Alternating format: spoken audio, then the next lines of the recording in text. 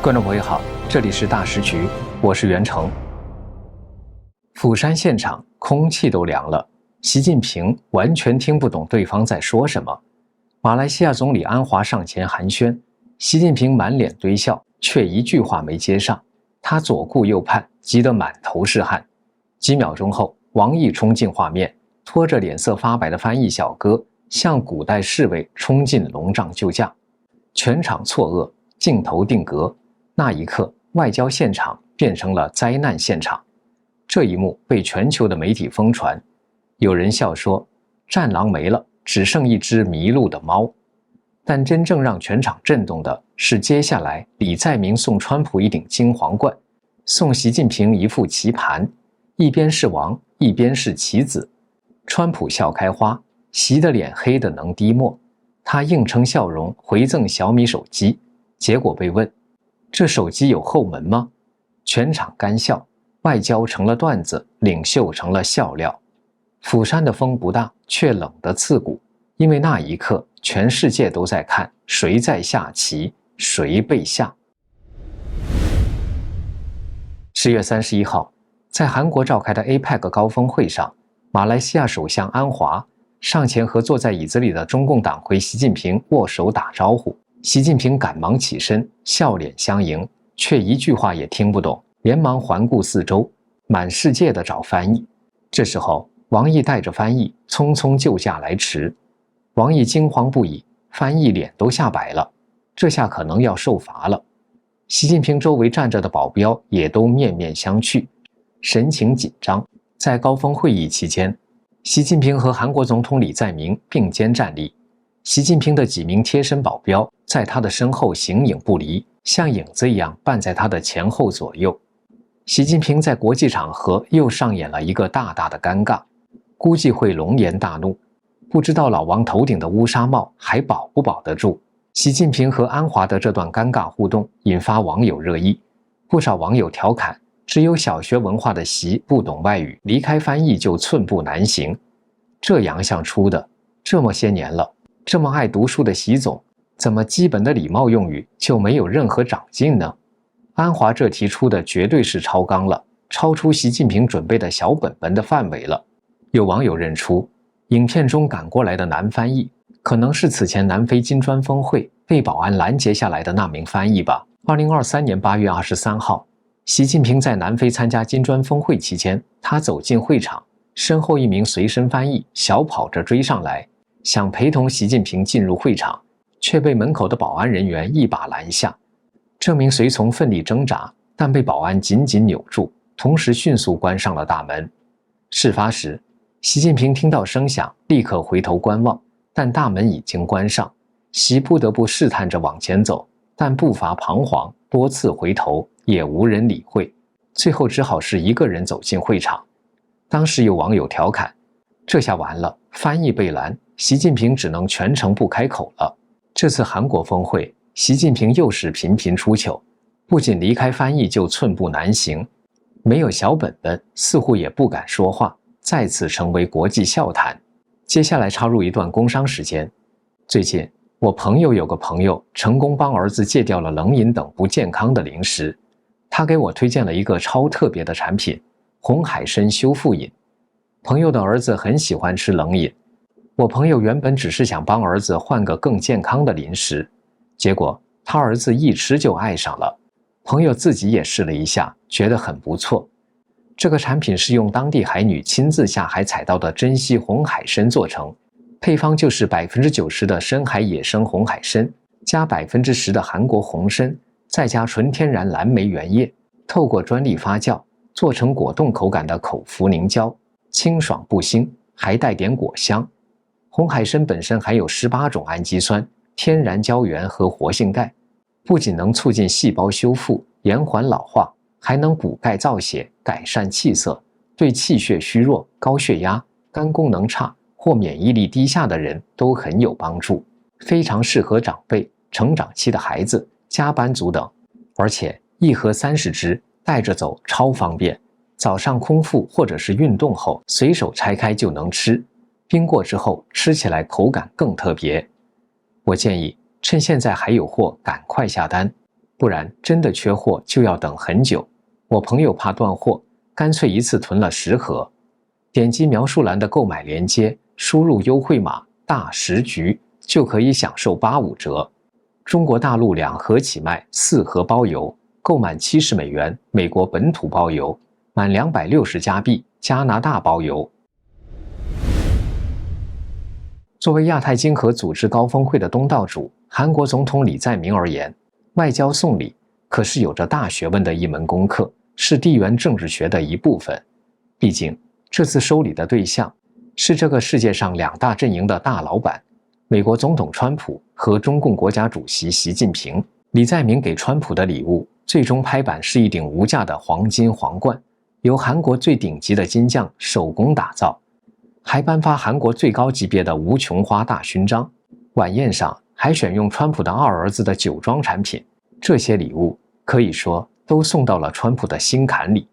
黄金王冠源于古代新罗王国，新罗是古代韩国3国之一，以精致的精工技术闻名。王冠上还有垂下的金链和勾玉，整个王冠代表着王权、荣耀和神圣性。川普还授颁韩国最高级别的无穷花大勋章，给足了川普面子。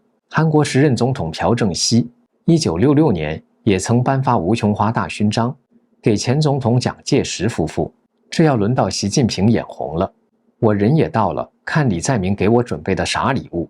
李在明给习近平选了一份带有诗意的礼物，一副售价3590美元的韩国济州榧木围棋棋盘。当棋盘被揭开的那一刻，习近平满满的失望，就那么明显地挂在他那张老脸上，就像中南海墙上的油漆，掩不住岁月的脱落。他想起11年前自己访韩时，韩国人送的是一副棋子，如今11年后，韩国又补上了一副棋盘，一切圆满来了。谁是真正的王？谁注定只是棋盘上的一粒黑白子？结果已经揭晓了，一边是王，一边是棋子。当然，习近平爱好围棋，众所周知，韩国也算是投其所好，希望习近平未来能落子无悔。但棋盘怎么能和黄金皇冠相比呢？虽然习近平的脸色像北京雾霾一样沉，但为了礼尚往来的面子，他还是回赠了李在明夫妇文房四宝和2部小米旗舰曲面手机。中方人员解释说，选择曲面屏幕是因为这被视为韩国产品。据理解，小米的柔性面板供应商主要是三星和 LG， 被外界视为高度依赖韩国生产商。送小米手机可能就是暗示李在明在高科技产业上，中韩双方是可以互补发展、合作共赢的。没想到，李在明当场询问小米手机的通讯安全，中方人员回应非常好。习近平也努力挤出笑容，建议李在明查看手机是否存在后门。这时，中方人员又抢话了，还有卫星电话，等于变相承认手机连着中国的卫星呢，当场打脸。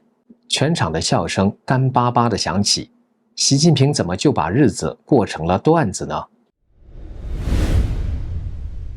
下届 APEC 峰会将于2026年11月在中国广东深圳举办。习近平在东道主交接仪式上表示，深圳在几十年间从一个落后的小渔村发展成为现代化的国际大都市，这是中国人民创造的一个奇迹，也是中国改革开放的一个重要窗口。习近平曾经在深圳经济特区成立40周年庆祝大会上发表讲话时说，1979年，广东省委负责人向中央领导提出兴办出口加工区，推进改革开放的建议。邓小平明确指出，还是叫特区好，中央可以给些政策，你们自己去搞，杀出一条血路来。这位没被点名的广东省会负责人是谁呢？他的老父亲习仲勋呢？所以深圳经济特区是习仲勋先画的圈，不是邓小平。广东的经济规划、深圳特区的发展，那都是习仲勋亲自指挥、亲自领导的。习近平有底气提起深圳，因为建造深圳的指路人是他的老父亲习仲勋。曾几何时，习近平豪气万丈地拍着桌子说，哪怕让全国人民吃草，也要让美帝跪下。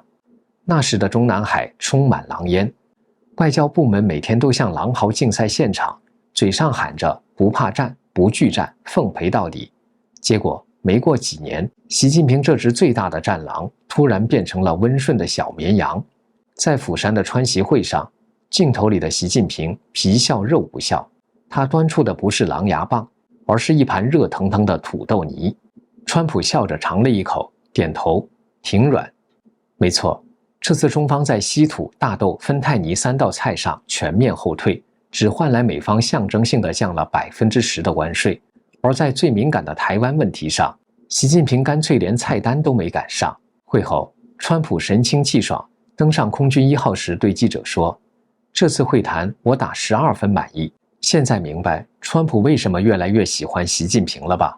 川普经常夸习近平是老朋友，太棒了，因为他世上再找不到第2个对手能让他一边谈判一边监考语文朗诵。拜托习近平不要再把通商宽农读成通商宽衣了。”在谈判过程中，川普偷看习近平的台词小本本，再看看习的表演，露出似笑非笑的表情，耐人寻味。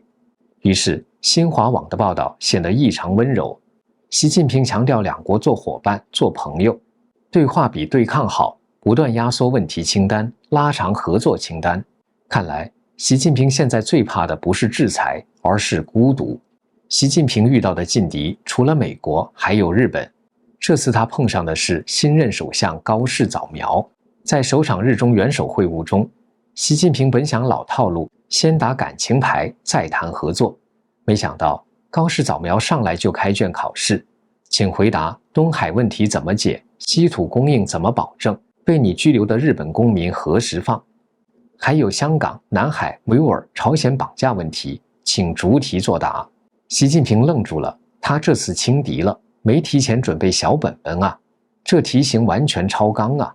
据说当时习近平表情僵硬，眼神四处飘，像学生发现自己走错了考场。外界认为习近平的外交画风转向疲软，他究竟是权力被架空，还是心气被掏空？那个曾经自夸东升西降的强人，如今正被现实慢慢压扁成一碗外交土豆泥，日子是越来越难熬了。习近平在韩国庆州市出席 APEC 高峰会期间，选择下榻一间4星级酒店，而不是5星级酒店。为什么会这样选择呢？有韩国媒体透露了其中原因。根据韩国先驱报了解，庆州作为古代新罗王朝的首都，习近平选择入住的4星级可隆饭店，悠久历史，有着韩国传统的建筑风格。它位于群山环绕的土寒山地区，环境清幽，远离闹市，并且距离著名的佛国寺仅需10分钟车程。外界关注习近平此行是否会避开公众视线，秘密前往附近的佛国寺再去拜佛。维基解密曾经披露，这位信仰无神论的中共党魁习近平，他展现了对佛家武术、佛家气功和据说有益健康的其他神秘力量以及佛教圣地的浓厚兴趣。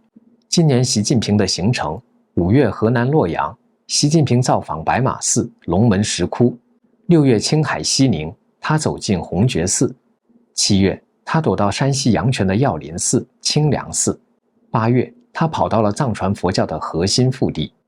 4中全会一过，习近平又首先在北京故宫亮相，从中原佛教古刹到青海藏传佛教寺庙，再到西藏本土和故宫的藏传佛教世界。被认为是每逢政局或身体出问题，习近平便会临时抱佛脚。这里是大时局，感谢您的陪伴与思考，请订阅、分享并打开小铃铛，一起在动荡中坚守真相，在黑暗中点燃希望。